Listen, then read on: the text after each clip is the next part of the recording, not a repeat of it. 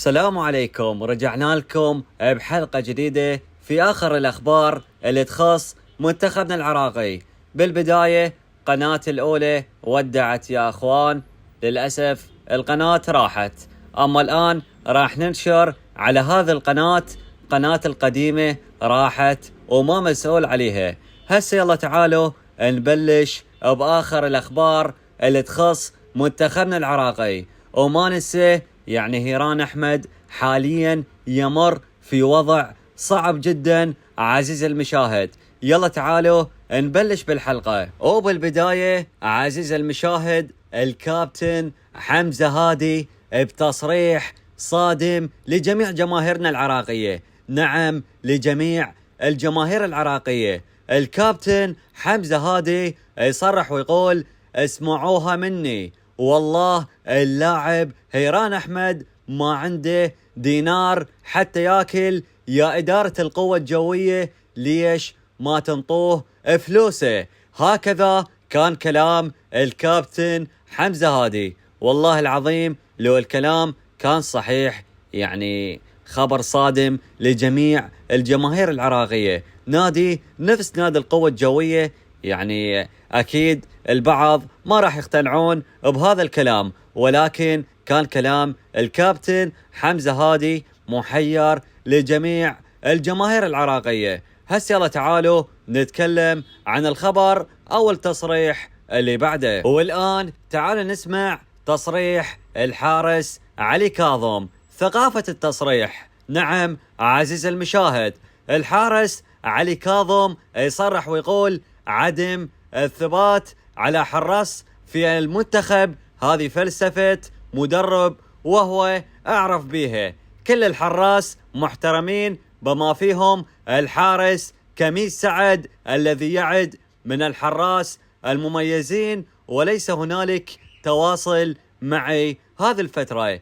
تخيل عزيز المشاهد، من حارس ما يتواصل ويا حارس، ولكن دائما نشوفهم بروح واحدة. يعني هذا الكلام اللي مثل لنا اياه الحارس علي كاظم. وبدون اي شك اهنيك على هذا التصريح يا علي كاظم. وهسه يلا تعالوا نتكلم عن الخبر او التصريح اللي بعده. والخبر اللي بعده عزيز المشاهد، اللاعب اللي كنت دائما اطالب به في التواجد ويا المنتخب الوطني اللي هو اللاعب أمور فيصل. احفظوا هذا الاسم جيد.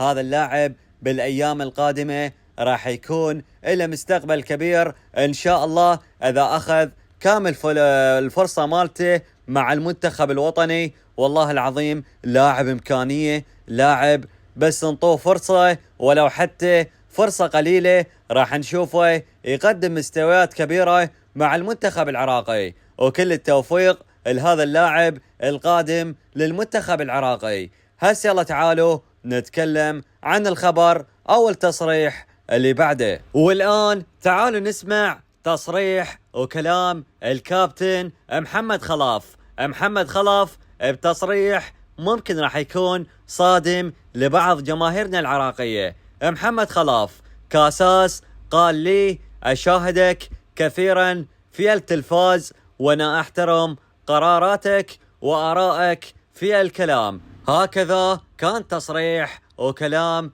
الكابتن محمد خلاف. والآن رسميا من أجمل الأخبار اللي راح نسمعهم اليوم، انتقال اللاعب صاحب الأصول العراقية واللاعب العراقي أحمد قاسم إلى نادي ناشفيل الأمريكي لمدة 3 مواسم. والله العظيم من نشوف هؤلاء الأبطال يلعبون في أوروبا يعني من أجمل الأخبار اللي راح نسمعهم أكيد بدون أي شك. حاليا يقدمون في أفضل الدوريات الكبرى وأفضل الدوريات العالمية، وكل التوفيق لهم في مسيرتهم الكروية وكذلك مع المنتخب الوطني. وهسه يلا تعالوا نتكلم عن الخبر أو التصريح اللي بعده. والآن عزيز المشاهد، بهذا الخبر راح يكون صادم لجميع الجماهير العراقية وكذلك الجماهير السعودية. الحكم السعودي محمد الهويش الذي قاد مباراة منتخبنا العراقي والأردن في البصرة تم طرده. نعم عزيز المشاهد، تم طرده بسبب مشكلة له مع نادي الهلال السعودي، تم فصله من تحكيم الدوري السعودي للمحترفين وكذلك الدرجة الأولى والدرجة الثانية، وانتهى به المطاف حاليا بتحكيم مباراة يعني شعبية. والله العظيم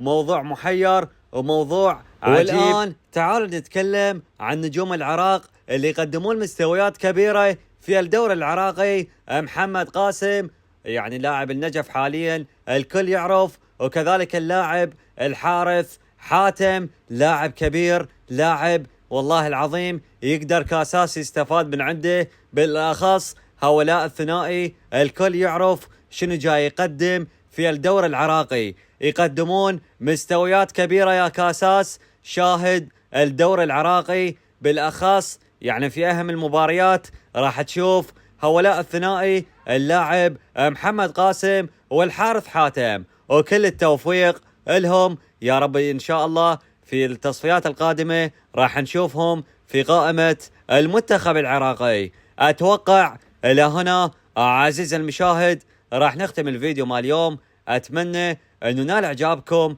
ولا تنسون الاشتراك بالقناة وتسوون لايك، وضايف لكم كل حساباتي بالوصف. شكرا على المشاهدة، ويلا نلتقي بالحلقة القادمة.